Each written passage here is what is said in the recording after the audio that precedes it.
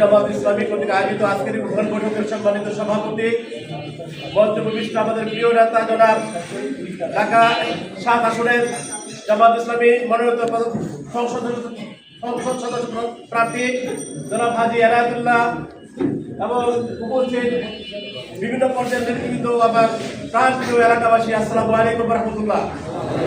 আমরা আল্লাহর দরবার শুকর আদায় করছি, মহানবুল আলামিন আমাদেরকে এমন একটি বৈঠক করার সুযোগ করে দিয়েছেন, এই জন্য আল্লাহর দরবারে আমরা শুকর আদায় করছি। সকলে বলছি আলহামদুলিল্লাহ।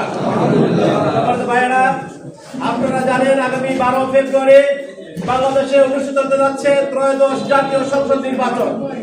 সেই সংসদ নির্বাচনের মধ্য দিয়ে যে একটি সরকার গঠিত হবে, সেই সরকারটি কেমন হবে, কি ধরনের হবে, তাদের রূপরেখা কি হবে, এই ব্যাপারে আজকে সারা বাংলাদেশের মানুষ একটি সিদ্ধান্ত নিয়ে ফেলেছে ইনশাআল্লাহ।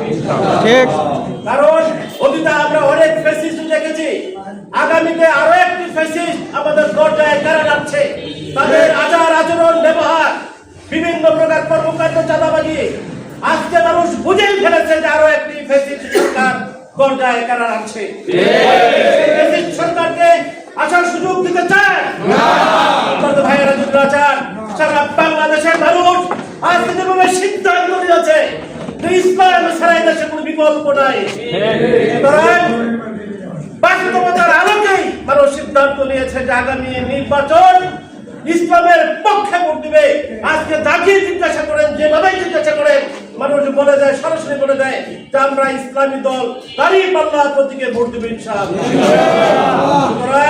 আসুন, কোন ফ্যাসিস্ট আমরা আর দরজায় আসতে দিব না।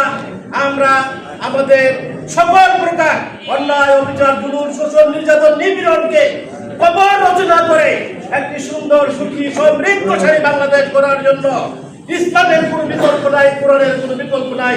সুতরাং আসেন, আমরা ইসলামের পক্ষে, কোরআনের পক্ষে, জামাত ইসলামী যে জনমত গঠন করেছে সেই জনমতের পক্ষে আগামী নির্বাচনে দাঁড়িপাল্লা প্রতীকে ভোট দিয়ে বিপুল ভোটে জামাত ইসলামীকে নির্বাচিত করে ইসলামী দল হিসাবে কোরআনের শাসন বাংলাদেশে কায়েম করার যে দৃঢ় সিদ্ধান্ত নিয়েছে, এই সিদ্ধান্তের উপর সঠিকভাবে এবং দুর্বল গতিতে কাজ করার জন্য আমরা ময়দানে ঝাঁপিয়ে পড়ি।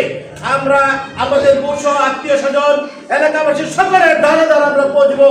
একটা এনায়েতুল্লাহ ভাই শুধু নয়, আমি নিজে এনায়েতুল্লাহ, আপনি এক একজন এনায়েতুল্লাহ। একটা এনায়েতুল্লাহ ভাইয়ের পক্ষে হাজার চেষ্টা থাকলো তিনি সকলের কাছে পৌঁছতে পারবেন না। আমি নিজে এনায়েতুল্লাহ হয়ে আপনি নিজে এনায়েতুল্লাহ দায়িত্ব পালন করবেন। এই আহ্বান জানিয়ে, এই সংগ্রামী আহ্বান জানিয়ে আমার বক্তব্য শেষ করছি। আসসালামু আলাইকুম ওয়া রাহমাতুল্লাহ।